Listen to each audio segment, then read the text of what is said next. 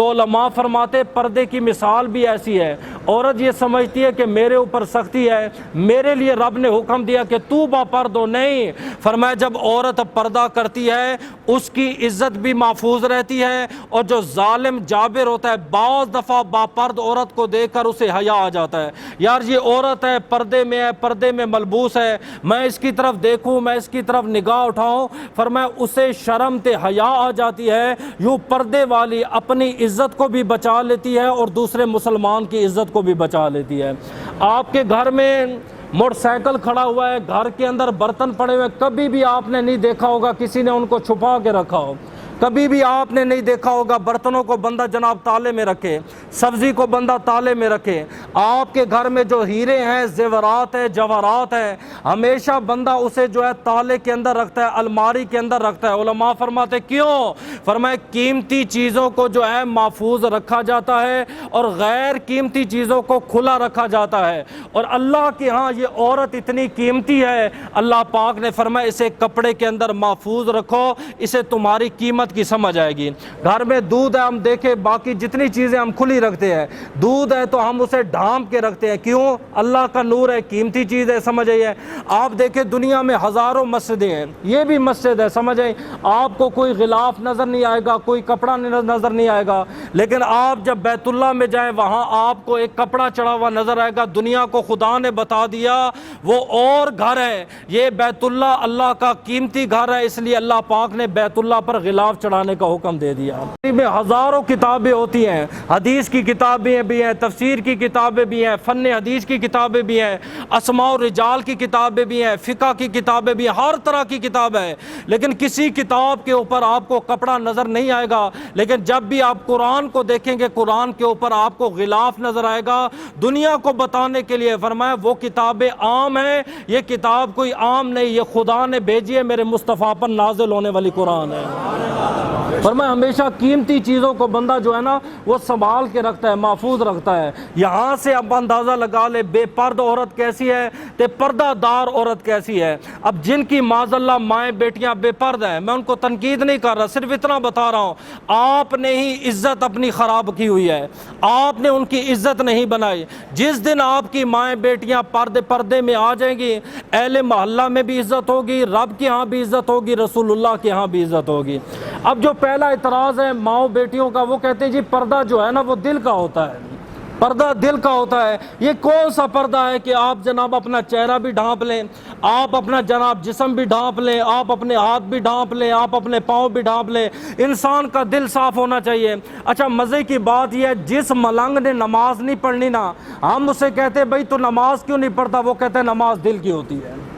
تو جس ماں بیٹی نے پردہ نہیں کرنا، برقع نہیں پہننا، ہم اس سے جب سوال کرتے ہاں بھی تو برقع نہیں پہنتی، پردہ نہیں کرتی، وہ کہتی پردہ تو دل کا ہوتا ہے۔ اچھا کبھی آج تک ان عورتوں نے یہ نہیں کہا آج میں روٹی نہیں کھاؤں گی، آج میں نے دل کی روٹی کھا لی ہے؟ اگر مثال دی جائے کہ پردہ دل کا ہوتا ہے، نبی پاک کی 11 ازواج مطہرات ہیں، کیا ازواج مطہرات کو یہ مسئلہ سمجھ نہیں آیا کہ پردہ دل کا ہوتا ہے؟ انہوں نے بڑی بڑی چادریں کیوں لیں؟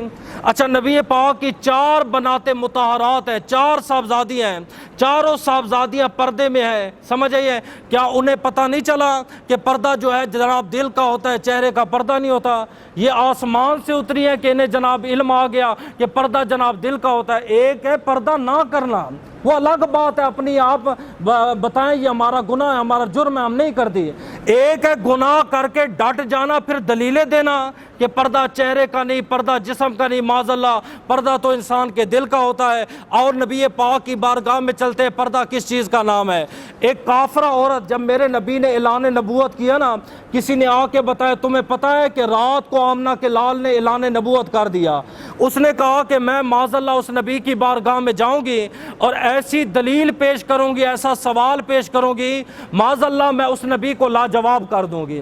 اب وہ جیسے ہی میرے نبی کی بارگاہ میں آئی، اس کی گود میں ایک چھوٹا سا بچہ تھا جو 2 دن پہلے پیدا ہوا، نہ محلے میں کسی کو پتہ ہے، نہ پڑوسیوں کو پتہ ہے پیدا ہونے والا بیٹا ہے یا پیدا ہونے والی بیٹی ہے۔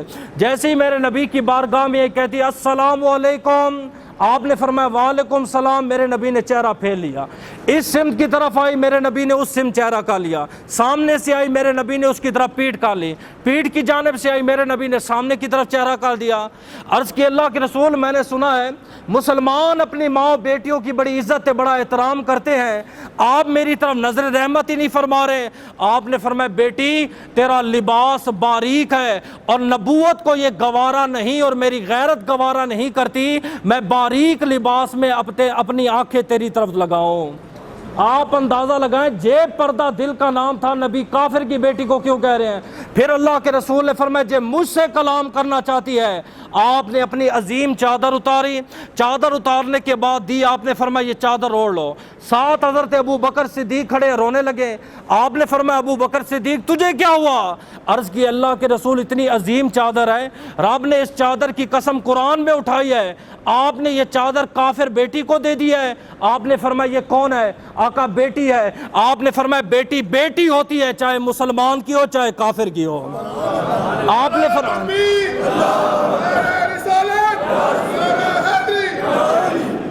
نے فرمایا ہاں بیٹی اب تو سوال کر۔ اس نے کہا آپ نے دعویٰ کیا ہے میں اللہ کا نبی ہوں؟ آپ نے فرمایا ہاں میں نے دعویٰ کیا ہے۔ آقا جی اللہ کے نبی ہے یہ بتائیں میری گود میں بیٹا ہے یا بیٹی ہے؟ میرے نبی مسکرا پڑے، عرض کرنے لگی اللہ کے نبی لاجواب ہو گئے، آپ کے پاس دلیل نہیں ہے؟ آپ نے فرمایا بیٹی میں بتاؤں یہ کون ہے؟ اگر یہ بتا دے کہ میں کون ہوں پھر وہ عورت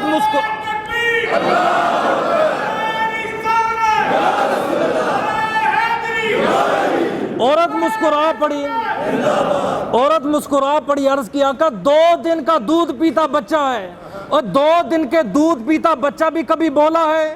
کبھی بچے نے بھی کلام کیا ہے؟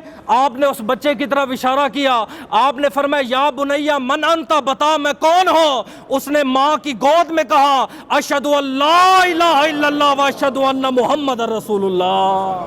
تو باریک لباس میں اگر کافر کی بیٹی آئے تو میرے نبی اس کو دیکھنا گوارا نہیں کرتے۔ مسلمان تیرے لیے سبق ہے، جب مسلمان کی ماں بیٹی برقعے میں جا رہی ہے کم سے کم تیری نظر نیچے ہونی چاہیے، تیری نگاہ جو ہے وہ نیچے ہونی چاہیے، تیری نگاہ اس کی طرف نہیں اٹھنی چاہیے۔